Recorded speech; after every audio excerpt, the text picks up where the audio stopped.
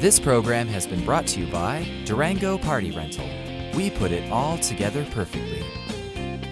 Hello everybody, my name is Roger Zanoritis. I'm the Director of the Economic Development Alliance, and we like to say that if you're looking to start, own, or grow a business, that we're your go-to resource. But in reality, the go-to resource for owning a business is Charlie Cole here with me today.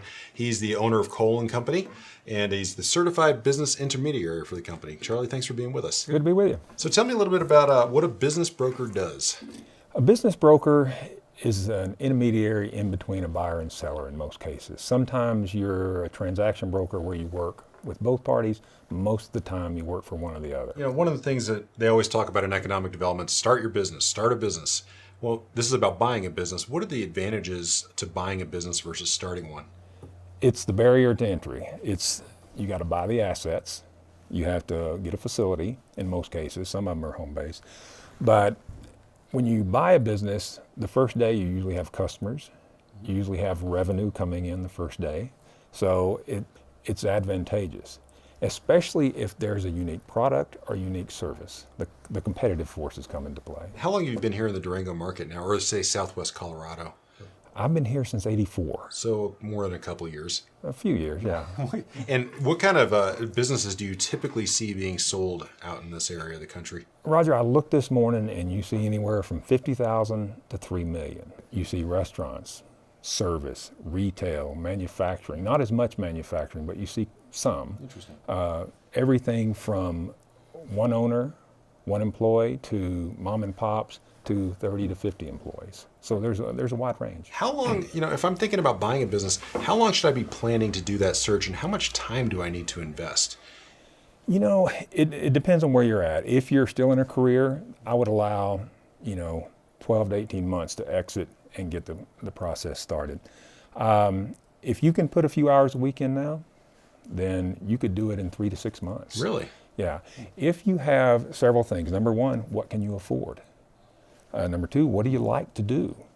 So there's a lot of things. The more you have in advance, or the more work you do in advance, the smoother your transaction will go. It's really interesting to think about the what do I like to do aspect. There's when I talked to Alpine Bank about loans, they really talked about enthusiasm as being a key to being successful in your loan application, which struck me as enthusiasm. And here you are kind of saying the same thing. You're going to be enthusiastic about the business you buy because it's got to be something you like to do. Oh, absolutely. It's a lifestyle. We want to be happy with what we do. Mm-hmm. And a lot of times they'll say, well, we're buying a job. And that has a bit of a negative connotation to it, but it's not that bad if you think about it. If we all got to have one, why not just buy one you want? Interesting. So you said that about the average business is $400,000 to $500,000. If I were looking to buy a business, and that's kind of where I'm thinking the range is going to be, how much money should I be planning to put down or bring with me to that? You want to bring about 25%. Okay, and that's a good rule of thumb. If you're looking to buy, usually about 4, maybe 5 times what you have in liquidity. Now keep in mind you're going to need working capital. You're going to need a lot of things. Sometimes you'll need inventory. But usually 4 to 5 times is a good rule of thumb. Also, your viewers are going to want to remember you need to consider your retirement funds. You can use your retirement funds, 401k, to buy businesses. Okay. And if structured correctly, there's no penalty, no tax. So you may have more liquidity than you realize. Exactly. Or you may have less too. Liquidity does matter. Yeah. A lot of us have less. So, and what are a couple other key things I should start doing right now? You can do small things. Form your corporation or your LLC. Most entities are a pass-through now. So talk to your advisor. Talk to a transaction CPA. Mm-hmm. We have a lot of good ones here in Durango.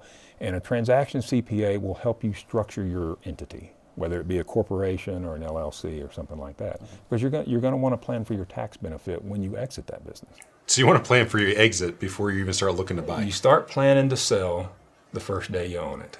That's fascinating. So I guess one other thing that I'm wondering about too is what I hear come up once in a while is owner financing. So if I own the business and you're buying it, I'm offering to finance the purchase or some portion of it. Tell us a little bit about that and whether that's good if I'm looking to buy a business or not. If you're the buyer, it's very good. Is it? The sellers obviously don't like it. Lots of reasons, but primarily you want the seller to be vested in your success. You're going to need a transition period. That seller is going to help you transition into the business.